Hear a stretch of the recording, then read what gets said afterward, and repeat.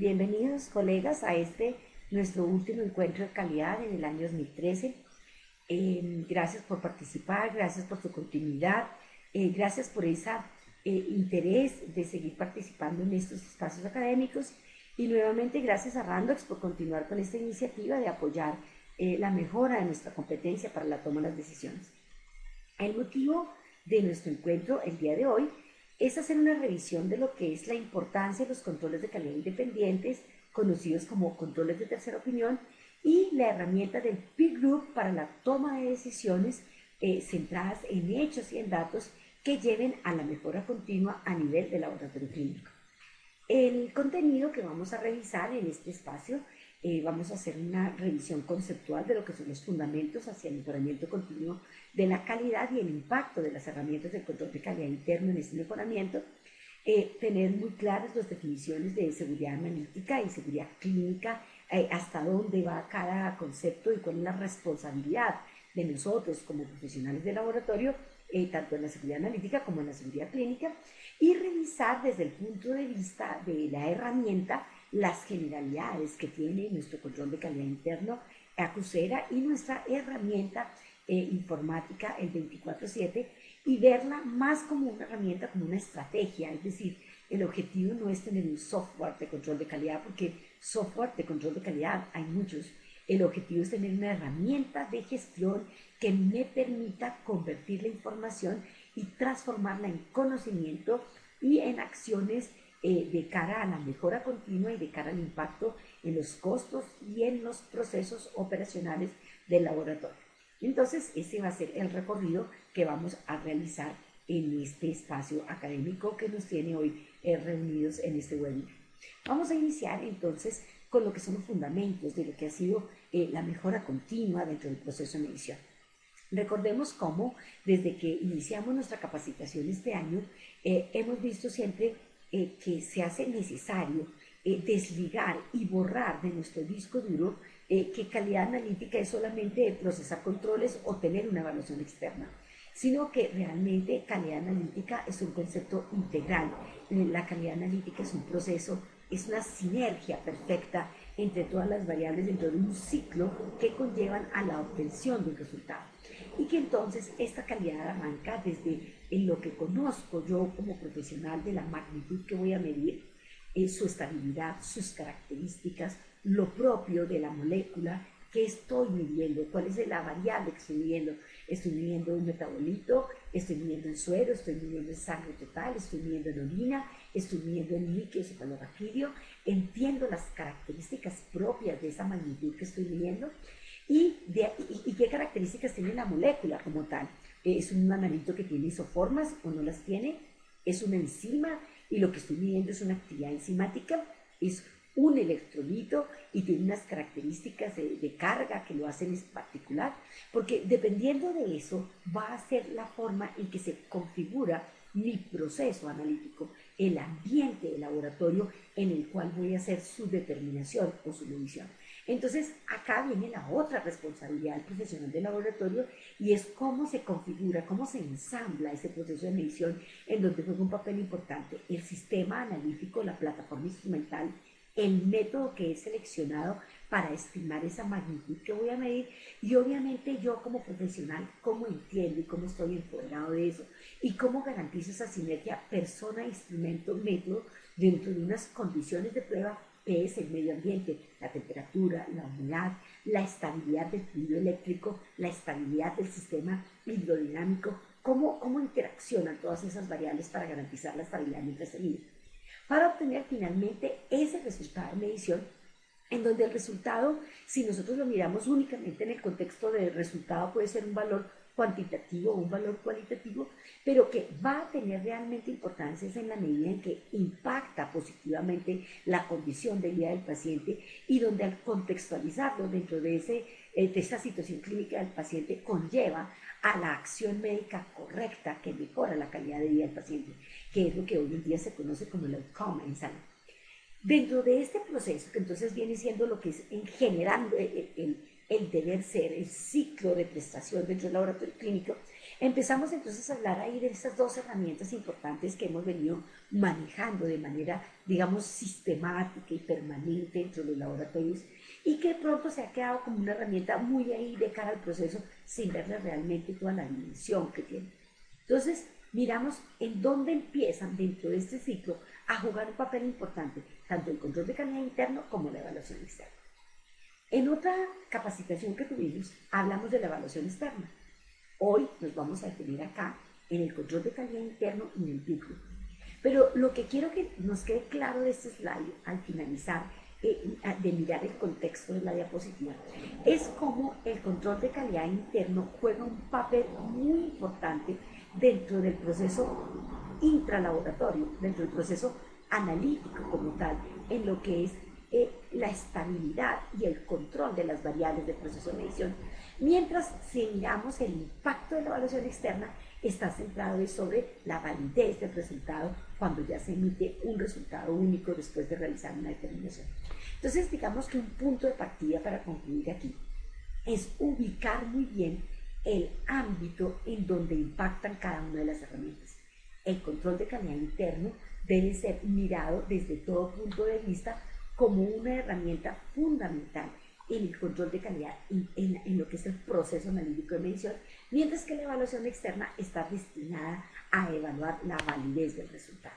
Entonces, digamos que para resumir un poco, durante mucho tiempo logramos llegar a concretar y a definir una frontera entre las dos herramientas, ¿cierto? Pero una frontera netamente métrica en donde encasillamos que el control de calidad interno estaba destinado únicamente para monitorear la precisión y que la evaluación externa estaba destinada únicamente para medir la exactitud. Ese es un enfoque netamente analítico. Hoy, cuando hablamos de un enfoque por procesos, entendemos la frontera de las herramientas, su dimensión y su alcance. Cuando hablamos de la dimensión y el enfoque de proceso de control de calidad interno, entendemos que es una herramienta del ámbito intralaboratorio, netamente analítica, destinada para monitorear la estandarización de todo lo que son las variables que intervienen en el proceso de la medición y minimizar el impacto de estas fuentes de variación. Es decir, que está asociado a un control de variables de tipo analítico durante el proceso de la ejecución del ensayo. Mientras que cuando hablamos del enfoque de procesos del programa de evaluación externa, estamos hablando de cómo la evaluación externa está directamente desarrollada como una herramienta de cara a la seguridad del proceso, extra analítica, extra lab, que garantiza la validez del resultado y valida todo lo que internamente se está haciendo en términos de control de calidad interna. Hoy también tenemos claramente asumido que estos dos modelos, entendidos desde el concepto métrico y desde el concepto de procesos, es decir, desde la precisión y desde la exactitud, desde la estandarización y la seguridad, deben ser el principal insumo para nosotros de acciones correctivas, preventivas y de mejora, que es lo que hemos llamado el ACPM, es decir, el combustible organizacional, que finalmente la existencia de estas dos herramientas y de este modelo entendido como herramienta de gestión de los procesos de laboratorio, si no se constituye en el combustible organizacional para generar acciones de este tipo, correctivas, preventivas y de mejora, está perdiendo su enfoque real dentro del laboratorio. Es decir, no se tiene el control de calidad interno para que el control entre o para validar la corrida. No se tiene la evaluación externa para presentarla en los modelos evaluativos tipo acreditación o certificación, sino que realmente el verdadero objetivo de estas dos herramientas, de estos dos modelos de gestión analítico y extraanalítico dentro del laboratorio, están generados para ser un verdadero combustible organizacional. Cuando nosotros miramos cuáles son las implicaciones reales de este sistema de control, lo que podremos decir con toda certeza es que el sistema de control se constituye de verdad en un sistema de decisiones y un sistema de decisiones de paciente a paciente. Es decir, que cuando nosotros estamos planificando cómo va a ser ese modelo, tanto en el interno como en el externo, debemos partir de cuáles son las necesidades de nuestro paciente desde lo asistencial. Y esas necesidades están fundamentadas desde la utilidad clínica de la prueba, desde el uso de la prueba dentro del paciente, a que viene nuestro paciente a un diagnóstico o viene nuestro paciente a un control. Y que esas decisiones centradas en ese mismo paciente tienen que ser planeadas, ejecutadas, verificadas, corregidas, controladas y mantenidas a través del tiempo, pensando solamente en el paciente y pensando solamente en satisfacer esa necesidad. Entonces, cuando nosotros decidimos que vamos realmente a tomar ese sistema de decisiones centrados en el paciente y que vamos a planear, centrémonos ahora en el control de calidad interno específicamente, entonces ese sistema de gestión de calidad analítico interno del laboratorio está centrado de paciente a paciente, en donde entiendo su necesidad asistencial, conozco el analito que voy a controlar, entiendo su comportamiento biológico y dependiendo de esto planifico las actividades que voy a realizar en el laboratorio para garantizar la validez analítica. Validez analítica que se va a traducir en seguridad analítica, es decir, en un resultado que impacta la decisión del médico o genera la decisión correcta del médico, lo que va a mejorar la condición del paciente. ¿Cómo garantizo esa validez analítica? Uno, desde la selección de la prueba, pero en este caso, lo que nos tiene reunidos aquí, en este webinar, es garantizar la seguridad analítica. Y esa seguridad analítica es cómo detectar los errores clínicamente significativos durante el proceso de medición. Que eso va mucho más allá de garantizar un buen coeficiente de variación y ser precisos, porque todos podemos ser muy precisos. Todos en nuestros procesos de medición podemos obtener excelentes coeficientes de variación, pero cuando se presentó el error, usted lo detectó, se dio cuenta durante el proceso que se le fue un error en un resultado a un paciente. Yo puedo obtener un buen coeficiente de variación al fin de mes, pero el error se detecta en tiempo real y eso depende de cuántos niveles de control procesa, de cada cuánto los procesa y de mediante qué herramienta informática usted programa el control estadístico de ese proceso, define los límites, define las reglas, el tipo de alarmas, el tipo de mecanismos con el cual va a detectar el error en tiempo real. Es aquí donde nuestros controles independientes y nuestra herramienta informática el 24/7, nuestro software de gestión central de seguridad, va a jugar un papel muy importante. El resto viene como consecuencia de las decisiones bien tomadas desde la selección, utilidad clínica de la prueba y la validez clínica, cuando la validez analítica más la utilidad clínica me garantizan la efectividad de la toma de decisiones con ese resultado frente al paciente. Entonces, si nosotros resumimos en líneas generales lo que debemos hacer cuando vamos a planificar ese control de calidad interno, partiendo de una excelente determinación de metas de calidad o de estándares o de referentes, seguirá sumado a ese ejercicio del PHDA, planear, hacer, verificar y ajustar. Y ese planear implica decisiones todo el tiempo, de manera permanente. Planear qué material, cuántos niveles, de qué matriz, de qué concentración, con qué software los voy a monitorear. Voy a tener un software independiente de control de calidad o voy a monitorear directamente en el software que me proporciona la plataforma analítica.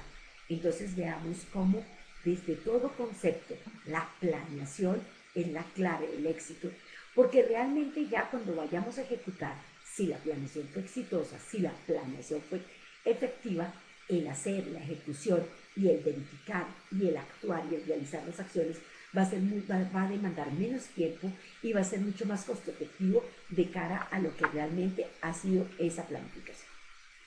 Entonces, miremos un poco cuál es el objetivo real de ese control de calidad interna.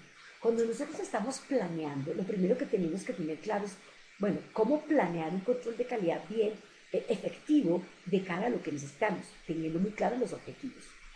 ¿Y cuáles son los objetivos del control de calidad interno?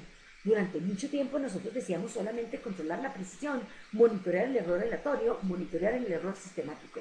Pero hoy entendemos que realmente si miramos el objetivo del control de calidad interno, el objetivo del control de calidad interno va mucho más allá que solamente monitorear el error aleatorio y el error sistemático. Si nosotros entendemos cómo funciona el proceso de medición, podríamos decir, efectivamente, el objetivo del control de calidad interno es, dentro del proceso de medición, monitorear el error aleatorio, que es lo que me hace ser impreciso, ¿Qué es lo que me hace fluctuar? ¿Qué es lo que hace que yo no sea ni repetible ni reproducible? Y monitorear el error sistemático, es decir, poder mirar cuánto me alejo, qué patrones de comportamiento tengo que me alejan del valor verdadero, de lo que se ha asignado como el valor verdadero, y ese error sistemático va a estar definido realmente por esos patrones de comportamiento que yo observo en los gráficos y donde los tipifico ese patrón de comportamiento frente a una media asignada a ese material de control. Entonces miren cómo aquí, cuando hablamos del error sistemático y cuando hablamos del error aleatorio, empiezan a aparecer ya unos conceptos desde la estadística que me van a ser efectivos en la determinación de ese error aleatorio y ese error sistemático. En el error aleatorio, ¿cómo fluctúo por arriba o por abajo de esa media? Y en el error sistemático, ¿cómo tengo patrones de comportamiento con relación a esa media?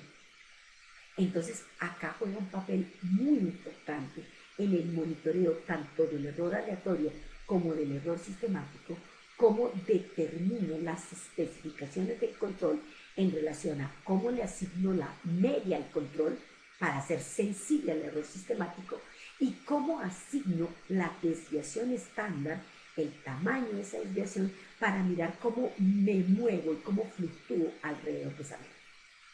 Entonces, frente al proceso de medición, el objetivo del control de calidad será monitorear el error aleatorio y el error sistemático.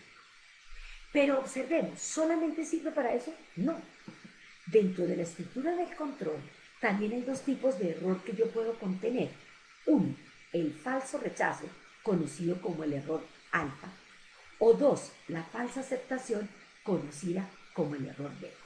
Entonces, ese falso rechazo y esa falsa aceptación, ¿de qué dependen? ¿A qué están asociadas dentro del control de calidad interno? Muy sencillo. La primera, al tamaño que se le asigna a la desviación estándar. Si nosotros colocamos una desviación estándar demasiado grande, muy laxa, muy permisible, estaremos teniendo muchas falsas aceptaciones, no tenemos sensibilidad para detectar errores, tendremos mucho error beta. Todo lo contrario, si hemos obtenido unas especificaciones para el control, unos límites demasiado estrechos, con unas desviaciones estándar muy pequeñas, entonces vamos a estar teniendo demasiados falsos rechazos, muchas exclusiones del control sin una causa realmente analítica o sin una causa que realmente sea una inestabilidad del proceso de medición. Entonces, el control del error alfa y del error beta está muy asociado a cómo se define el tamaño de la desviación estándar y dos, a qué tipo de reglas de control estadístico programo. Si programo reglas para la detección de error aleatorio, si programo reglas para la detección del error sistemático, si le activo todas las reglas al analito. Recordemos, un analito que tiene muy buen desempeño, si se le activan todas y que es muy preciso, muy estable, muy reproducible, si se le activan demasiadas reglas de control estadístico, tendrá mucho falso rechazo. Todo lo contrario, un analito que tiene problemas de desempeño, que es inestable, que tiene un histórico de fallas comprobadas y al cual se le activan pocas reglas, podría tener muchas falsas aceptaciones, es decir, mucho error beta. Luego observemos que el balance entre las reglas de control y el tamaño de la desviación estándar es lo que define el balance perfecto entre el control del falso rechazo y de la falsa aceptación. Y aquí no puedo dejar de pasar que otro de los objetivos del control de calidad interno es también tener controlado a nuestro colega, el profesional del laboratorio, quien puede cometer dos tipos de error. El error imperdonable, no correr el control, y el error perverso, correr el control y no analizarlo. Ojo con eso. Uno no diría que es peor, no correr el control o correr el control y no dedicarle el tiempo para interpretar y decir qué me está mostrando. Un error aleatorio, un error sistemático. O estoy frente a un falso rechazo o estoy frente a una falsa aceptación. Entonces miremos cómo el 24/7 nuestra estrategia de control de calidad informática más nuestro material de control que cumple con una serie de características desde concentración, matriz, estabilidad, es lo que va a permitir esa adecuada sinergia para poder llevar a cabo el control del error aleatorio, del error sistemático, del error alfa, del error beta, y que no caiga nuestro colega, nuestro profesional, en el error perverso de no analizar el comportamiento de ese material de control. Cuando miramos lo que son los retos del siglo XXI, nosotros entendemos la necesidad entonces de que ya al entender los objetivos de esa planificación, pasar al segundo paso, que es la individualización de esa planeación del control de calidad. Y eso significa que no es posible tener una estrategia generalizada de control de calidad interno para todo el laboratorio o para todo el área química, sino que esa planificación es analito por analito, y que esa planificación tiene que responder a unas variables, a unos análisis, costo-beneficio, costo-utilidad, costo-aplicabilidad. Y tenemos que meter la palabra costo porque efectivamente todas las decisiones que tomamos en el laboratorio clínico impactan los costos, impactan la gestión financiera.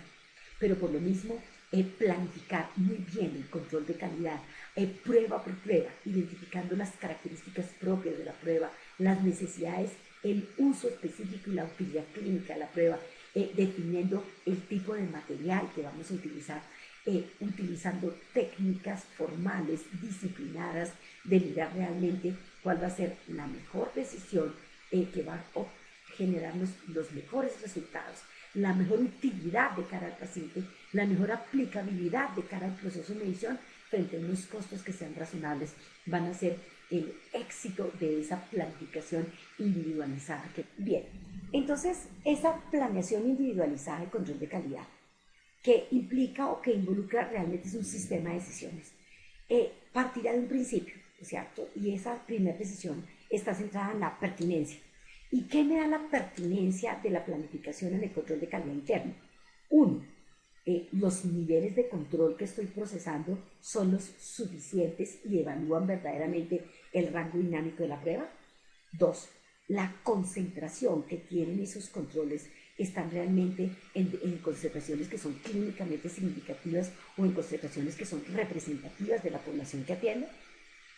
Segundo criterio importante para esta planificación, en términos de continuidad, este material de control que estoy seleccionando me puede garantizar el monitoreo en el largo plazo para poder evaluar realmente la estabilidad de interlotes y todas las fuentes de variación que son propias dentro del proceso de medición, cambios de lotes de reactivos, cambios de lotes de calibrador, cambios de analista, el mantenimiento del equipo, reemplazo de piezas que son claves dentro de la plataforma analítica.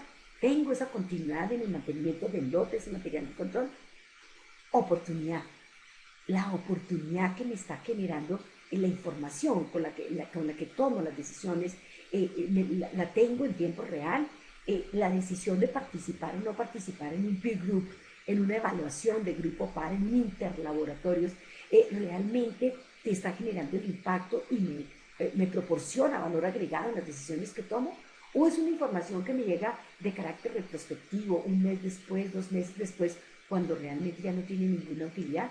Entonces miren cómo desde ese sistema de decisiones, atributos como la pertinencia, la continuidad y la oportunidad son herramientas, son atributos que deben estar muy ligados a la hora de tomar la decisión de qué material de control de calidad implementar y qué estrategia individualizada realmente adoptar que me conlleve realmente a mejorar los procesos dentro del laboratorio.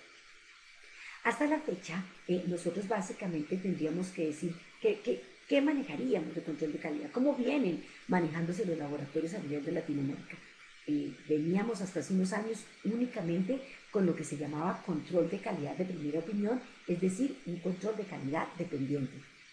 Y la búsqueda en la actualidad, en términos de la mejora continua, es la implementación de un control de calidad de tercera opinión, que se llamó así por mucho tiempo, pero que hoy en día, digamos, el CLSI y los grupos de expertos que están trabajando en el tema consideran que es mejor llamarlo un control de calidad independiente.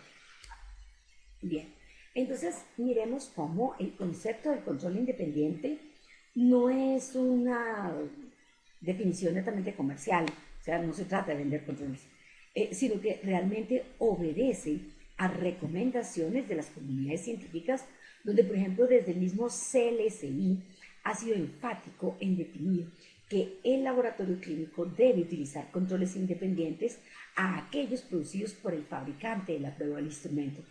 ¿Por qué? Porque realmente el objetivo es mantener la objetividad, es mantener la independencia, es un deber ser, no delegar la calidad del laboratorio a la casa comercial, sino que debemos ser completamente conscientes que efectivamente la calidad es responsabilidad del laboratorio clínico, es responsabilidad del profesional quien hace el ensayo.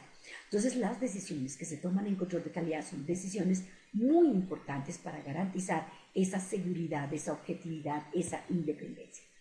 Miremos acá en la siguiente diapositiva, les traigo simplemente unas recomendaciones que nos da el doctor Greg Cooper, quien sacó en julio del 2012 un artículo muy interesante con enfoque de riesgo haciendo una mirada cercana al control. Él empieza a hablarnos efectivamente de lo que es el diseño y desarrollo del material de control de característica independiente, de cómo su diseño debe ser independiente, las entradas en el diseño, en la articulación de ese material de control debe ser completamente independiente a lo que es la manufactura del instrumento, a lo que es la manufactura del reactivo. Cómo nos define también, muy importante, la necesidad de estos materiales independientes que sean conmutables y que puedan ser trabajados en distintas plataformas estratégicas y cómo mucha de esa independencia está asociada a cómo son marcados, etiquetados ese material de control para garantizar esa objetividad. Adicionalmente, el doctor Cooper nos presenta un cuadro muy didáctico con relación a la sensibilidad de los distintos materiales de control, tanto del dependiente, que es aquel diseñado por el fabricante, la manufactura del instrumento y el reactivo, el independiente, que es aquel completamente desarrollado por una casa independiente del instrumento y del fabricante del reactivo, que es lo que corresponde al control de calidad independiente, y ese control semidependiente, que es aquel que corresponde a alianzas entre casas de comerciales de manufactura de equipo y reactivo y algunas casas de control que incluso dentro del inserto de la técnica recomiendan con nombre propio el control que debe ser procesado, lo que le hace perder su independencia. Entonces vemos cómo acá el doctor Cooper nos coloca las distintas características en cuanto a sensibilidad y cómo cada material, el dependiente, el semidependiente y el independiente, pueden o no censar esas características. Observemos acá, capaz de detectar errores sistemáticos, el dependiente no siempre, el semidependiente no siempre, el independiente frecuentemente detecta esos errores sistemáticos pequeños. Riesgos, por ejemplo, acá, riesgos de perder o enmascarar un cambio importante. Este riesgo de enmascarar un cambio importante es muy alto en el control dependiente, es decir, en el control de la casa comercial. Sigue siendo alto en el control semidependiente, porque recordemos que las entradas del control semidependiente son dadas por la manufactura del reactivo y del instrumento, mientras que en el control independiente es muy bajo el riesgo de enmascarar un cambio importante o de perder la detección de un error que sea significativo. Entonces, es muy importante que tengamos en cuenta y que hagamos un análisis detallado de estas características para que estas variables sean un insumo a la hora de tomar nuestras decisiones con relación al material de control. Bien, entonces miremos acá con relación ya específicamente a nuestra planificación individualizada de control de calidad, que sería entonces importante, de acuerdo a esos atributos que dijimos, pertinencia, continuidad o riesgo. Característica importante, mirar la matriz del control. Entonces, cuando hablamos de esa matriz del control, hablamos de que sea lo más posible, 100% conmutable a la misma matriz en la cual estamos haciendo nuestros análisis. Es decir, que si estamos trabajando en matrices, nuestros pacientes son sueros humanos, nuestra matriz sea 100% humana. Para garantizar la continuidad y poder ver la variación en el largo plazo, entonces es muy importante que nos garanticen ese mantenimiento del lote para poder ver realmente lo que es la estabilidad del proceso de evaluación, poder mirar la variación interlotes de reactivo que se presenta. Y la conmutabilidad no solamente está asociada a la matriz, del control, sino también en las concentraciones. ¿Qué es la conmutabilidad? Es una propiedad del material de control que queremos que lo que me refleje el material de control es lo que realmente está pasando en las muestras de los pacientes. Y aquí, cuando miramos ese enfoque de riesgo, cuando miramos ese error clínicamente significativo, juega un papel muy, muy importante lo que es la evaluación de la concentración del control que estoy procesando.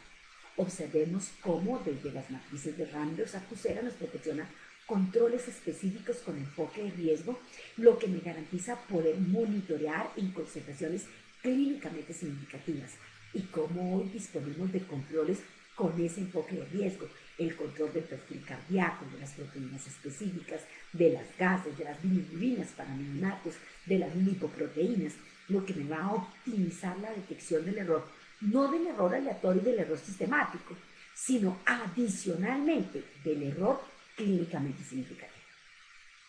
Bien, si nosotros queremos continuar con esa planificación exitosa e individualizada del control de calidad, nuevamente tenemos que tener en cuenta que esa planeación debe incluir tanto la fase preanalítica del control y no solamente la fase analítica, la de procesar el control.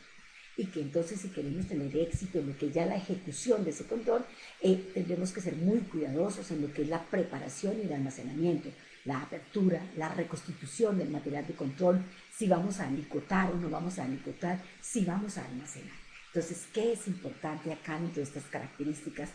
La apertura cuidadosa del material que se ha llevado a temperatura de laboratorio, entre temperatura ambiente, reconstitución con agua destilada a temperatura ambiente y liofilizado a temperatura ambiente, y que si vamos a alicotar, las alícotas deben mantener unas características de volumen, 3/4 partes de material, 1/4 parte de oxígeno, para que este material se mantenga estable.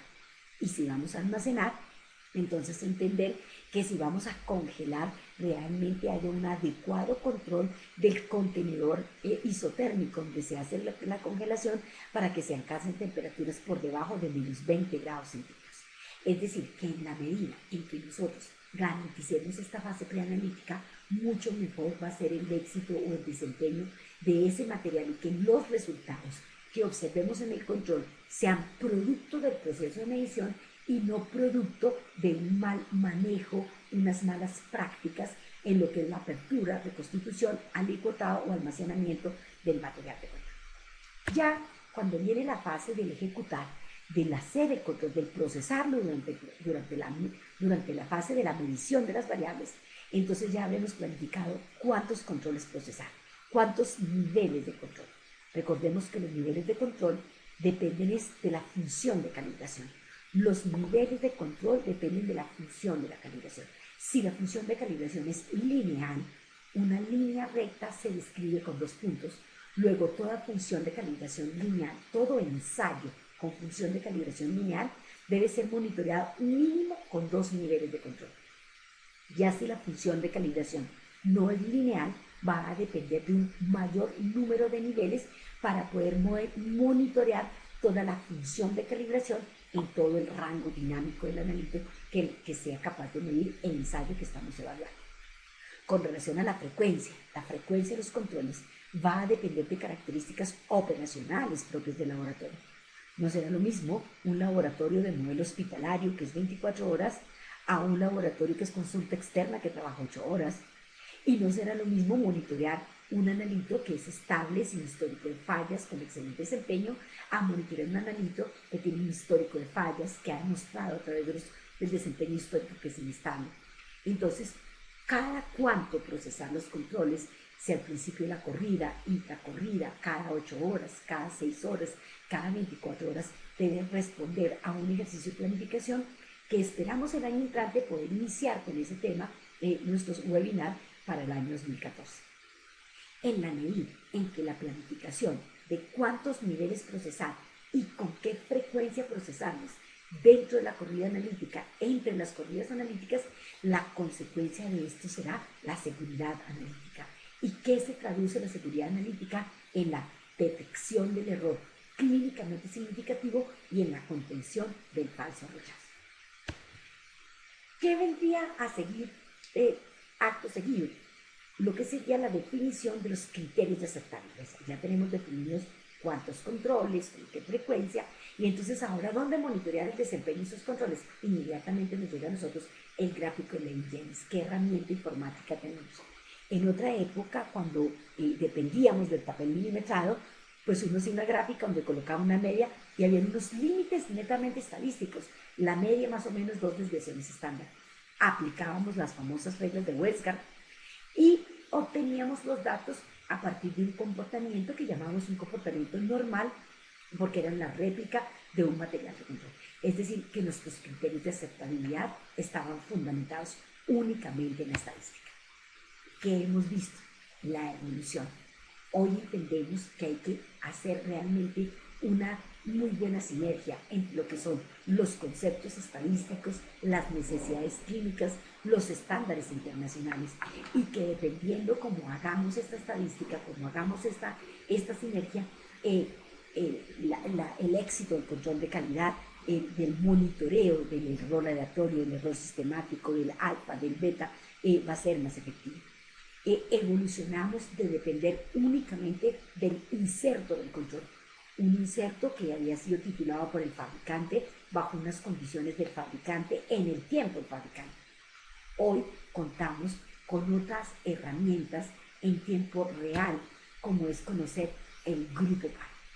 Fíjese que hoy estamos trabajando, incorporando dentro de nuestra estructura de control de calidad una herramienta mucho más eficiente, que es trabajar controles de precisión, en donde el valor asignado, el valor central, está siendo asignado en tiempo real por un grupo que comparte mis mismas características metrológicas, mi mismo instrumento, mi mismo método, mis mismas unidades de medida, y que en términos de toma de decisiones se constituye una herramienta más valiosa y más objetiva de cuál es el valor que se está obteniendo, llevándolo a que si fuera el mismo paciente que estuviéramos titulando en distintos laboratorios, pero en tiempo real.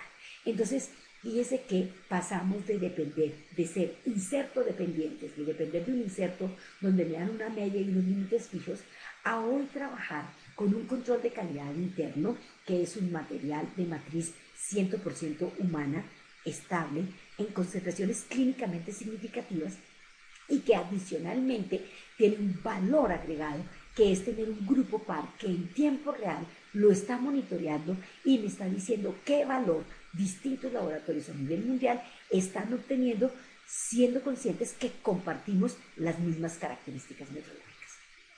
¿Qué se requiere para participar en un grupo PAR? Entonces, lo primero, entender el valor de la herramienta, entender que como herramienta el grupo PAR, el peer group, participar en interlaboratorios, me permite validar el control de calidad interno, me permite tener una mejor definición de si la media que yo estoy obteniendo en mi laboratorio es una media equiparable en tiempo real con el estado del arte actual, es decir, bajo el mejor desempeño posible del material de control que estoy procesando. Me genera información de qué estaría pasando con mi paciente si se estuviera titulando en otros laboratorios que comparten mi misma metodología. Entonces miremos también cómo desde seguridad el grupo PAR es una excelente herramienta desde el punto de vista de la información que genera para poder participar en ese grupo PAR. Entonces lo primero que tendré que tener es la claridad de cuál es su utilidad. Segundo, trabajar material de control de precisión, independiente, que tenga ese grupo PAR, y tener una herramienta robusta informática para el manejo de los datos, como es nuestro software, el 24/7. Yo siempre que he presentado el software 24/7 digo, llamarlo un software es minimizarlo. Realmente más que un software es una estrategia, es una metodología, es una disciplina, es la disciplina de hacer control 24 horas al día, 7 días a la semana, con las características y los atributos que me brinda esta herramienta en lo que tiene que ver la seguridad en el manejo informático del dato, la veracidad y la integridad de los datos por las características de la herramienta informática como tal, la oportunidad de la información, siendo esta la característica más importante. ¿Por qué? Porque es la información en tiempo real, hoy, en el ya y en el ahora. ¿Qué está sucediendo cuando estoy procesando este control, que es el equivalente a un paciente en distintos laboratorios de manera simultánea. Dentro de sus características, si observamos acá, la asignación de una contraseña me garantiza la confidencialidad de la información, me garantiza ese atributo tan importante que cuando nosotros hablamos de gestión de la información en el laboratorio son la integridad, la disponibilidad, la veracidad y la confidencialidad de la información. Cuando miramos nuestra estrategia 24/7, vamos a encontrar entonces desde lo que son características de la información, cómo le pega a seguridad de paciente, a seguridad analítica y a lo que tiene que ver con comparabilidad y fiabilidad. ¿A través de qué herramientas se logra eso con el 24/7 de la crucera? Cuando miramos a través de la seguridad del paciente, encontramos está muy apalancada desde la característica del material de control. Al ser una matriz 100% humano, lo que me da conmutabilidad, a mirar sus concentraciones en niveles de decisión clínicamente significativa, lo que me permite ser mucho más sensible a los errores clínicamente significativos. En términos de seguridad analítica, la herramienta me permite la programación, no solamente de los gráficos de Levin-Jennings en términos de detección de desviaciones estándar para el control del error alfa y el error beta, sino que me da los histogramas y me permite la programación de las reglas de control y el gráfico de variación o de error total para evaluar rendimiento técnico versus relevancia clínica.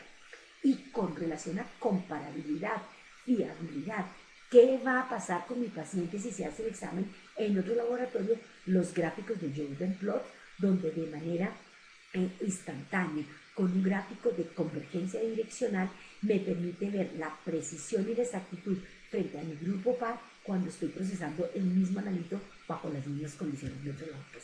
Entonces, si nosotros empezamos a mirar cómo evolucionó el control de calidad, ya no dependemos únicamente de nuestro gráfico de Levin-Jennings. Recordemos que el gráfico de Levin-Jennings básicamente viene diseñado para monitorear el comportamiento de la precisión en el corto plazo. Cómo se me comporta mi control hoy de un nivel versus el otro nivel, intracorrida, o mi control de hoy con relación a la corrida anterior, intercorrida. Es decir, que cuando yo veo el Levin-Jennings estoy analizando la precisión en el corto plazo, el desempeño de mis condiciones operacionales hoy con relación a ayer, intercorrida, hoy con relación al siguiente nivel para detectar inestabilidades intracorrida, pero que básicamente está diseñado para evaluar lo que es el desempeño del control en términos de precisión en el corto plazo y la detección del error aleatorio. Cuando miramos el 24/7 a través de su gráfico del histograma, en el histograma es donde puedo evaluar con certeza el error sistemático, donde puedo ver el patrón de comportamiento de la media del control, donde puedo observar si realmente la media que yo asigné al control, la media que le establecí como media propia, media fija, media target, media diana, tiene distintas determinaciones, pero que yo considero que es la media que mejor identifica el comportamiento del control, si se mantiene centrada o si ya hay patrones de comportamiento que me dicen que efectivamente esa media requiere ser actualizada porque ya probablemente por un nuevo lote reactivo o por un evento de calibración se ha iniciado otro patrón de comportamiento. Entonces, que nos quede muy claro, a través de Levin-Jennings evaluamos el comportamiento en términos de precisión del material de control en el ya, en el hoy, y podemos hacer un análisis intracorrida e intercorrida. Pero el patrón de comportamiento de la media del control, la evaluación del error sistemático, se hace a través del histograma, donde podemos ver el comportamiento de la media del control, donde podemos decir, sí, efectivamente, mira, miremos el nivel 2 del mes de julio, la media del control está por abajo de la media que se consideró asignada. Aquí habría que definir si es significativo o no es significativo este patrón de comportamiento. Miremos nuestro siguiente gráfico que nos da el 24/7, el peer group. Este es básicamente la comparación peer con el grupo par. En esta es donde yo gano dos herramientas muy importantes: comparabilidad, fiabilidad horizontal. Es donde veo qué va a pasar si fuera un paciente que va a hacerse su determinación en otro laboratorio que comparte conmigo las mismas características metrológicas. Observemos cómo este gráfico de convergencia bidireccional, donde en el eje de las X está la imprecisión y en el eje de las Y está la exactitud en índices de desviación estándar, puedo observar por cuadrantes si el desempeño es deseable, si el desempeño es aceptable o si el desempeño requiere ya algún tipo de intervención. Entonces, fácilmente, este punto que estamos graficando aquí corresponde a la intersección entre la precisión y la exactitud. El coeficiente que estoy trabajando, mío versus el grupo par, a lo que se ha llamado CDI, índice de coeficiente de variación, es decir, la comparación entre el coeficiente de variación del laboratorio versus el coeficiente de variación del grupo par. Entonces, si mi coeficiente es igual al coeficiente del grupo par, el numerador igual a denominador, el CDI va a dar 1. En la medida en que mi coeficiente es menor, es decir, yo soy mucho más preciso, mi laboratorio es más preciso que el grupo par, el CDI va a dar menor de 1. Y ese CDI se grafica sobre el eje de las X. Mi medida de exactitud, el SDI. El SDI describe la ubicación de la media de mi control con relación a la media del grupo par. Es decir, me dice la media de mi control a cuántas desviaciones estándar quedó de la media del grupo par. Si el SDI da negativo, como en este caso, significa que mi media está por debajo de la media del grupo par. Si da positivo, es que la media del control asignada por mi laboratorio es mayor que la media del grupo par. Y maneja el concepto estadístico de estar entre las más o menos dos desviaciones estándar. Entonces observemos cómo este gráfico orienta rápidamente la comparabilidad de mi laboratorio frente al grupo par y permite fácilmente darme lo que se conoce en metrología como la fiabilidad horizontal. Y quedarnos hasta aquí sería poco si nosotros no revisamos ahora el gráfico de la variación total o el gráfico de los límites de decisión. Entonces, antiguamente nuestro nivel de decisión de aceptar o rechazar una corrida dependía únicamente del graficador de Levin-Jennings. Hoy contamos en tiempo real, de manera automática, únicamente con accionar este link acá de desviación estándar y de porcentaje de desviación. El analista puede pasar de este gráfico, que corresponde al desempeño estadístico de acuerdo a la distribución normal, mientras este gráfico corresponde a la relevancia o a la variación analítica total con relación a un estándar establecido por el laboratorio como la meta de calidad. Estándar que puede ser programado de acuerdo a la variabilidad biológica, a los estándares de CLIA, a los estándares basados en la evidencia como los de la NACD, y en donde realmente se va a poder optimizar de manera significativa lo que va a ser la eficiencia a la hora de decidir rechazo o acepto una corrida. ¿El evento es solamente estadístico y clínicamente significativo o es solamente estadístico y no clínicamente significativo? Es decir, va a ser la herramienta donde yo puedo decir y establecer muchas veces si tal vez la desviación estándar está demasiado pequeña, que me está generando aquí eventos estadísticos que por relevancia no se ven, o lo contrario, eventos aquí estadísticos que son aceptados, pero que aquí en el gráfico de variación total exceden la tolerancia admisible y requiere ser retenida la corrida antes de que se liberen los resultados. Entonces, esta sinergia entre lo estadístico y la variación, esto es precisión, esto es error aleatorio, esto es medición de la precisión en el corto plazo, esto es medición de la variación total frente al estándar internacional seleccionado. La sinergia entre estas dos herramientas es lo que define la eficiencia y la efectividad del sistema de control. Entonces, veamos la importancia en términos de seguridad, que es un buen manejo de estas dos metodologías. Luego, parte del éxito de esa herramienta va a depender de cómo nosotros aquí optimizamos a través de nuestro 24/7 la programación de esa tolerancia admisible, de esa variación total permitida, en donde el software me permite programar si es por nivel de decisión, si es por concentración en unidades de medida, si es por porcentaje de variación. Entendamos que dependiendo del analito, en algunos analitos la variación analítica total es mejor monitorearla en porcentaje, en otros analitos la variación analítica es mejor medirla en unidades específicas de medida porque eso mejora la detección del error. Entonces fíjense en cómo nuevamente vuelve acá a ser importante para nosotros el ejercicio de planificación del que hablábamos al comienzo. ¿Estamos realmente nosotros preparados para hacer esta programación? Sabemos y tenemos claridad en qué analitos es mejor monitorear en porcentaje la variación total y en qué analitos es mejor monitorear la variación total en unidades de medida. He aquí la decisión importante para poder hacer un buen uso de esta herramienta. Y que esta herramienta cumpla con esas características. Observen aquí cómo estos puntos que he subrayado en rojo han generado alarmas o rechazos en el gráfico de desviaciones estándar, en el gráfico de Levin-Jennings, pero son aceptados en el gráfico de variación total. Entonces quiere decir que me estarían generando un falso rechazo de lo estadístico porque en términos de variación total no estarían incumpliendo.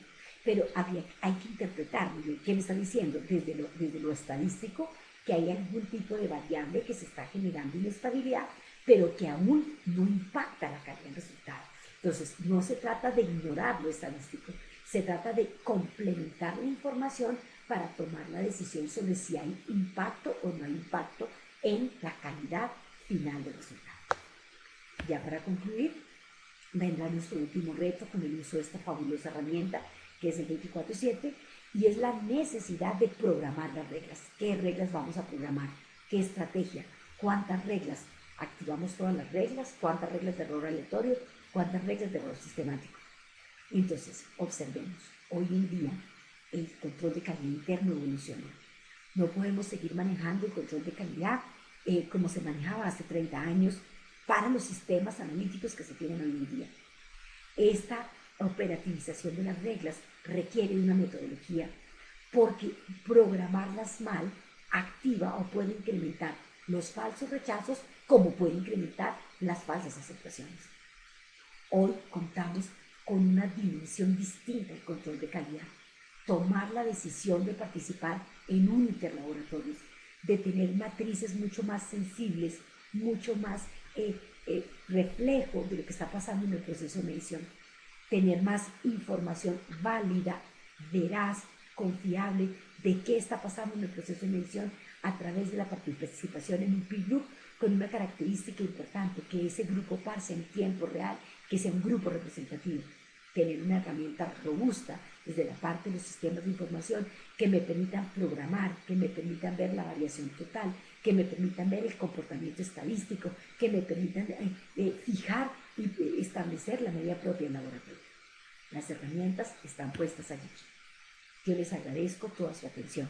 Solo me queda desearles un feliz cierre de año, muchas bendiciones, que compartan con sus familias y gracias por haberme acompañado durante todo el 2013. Un abrazo.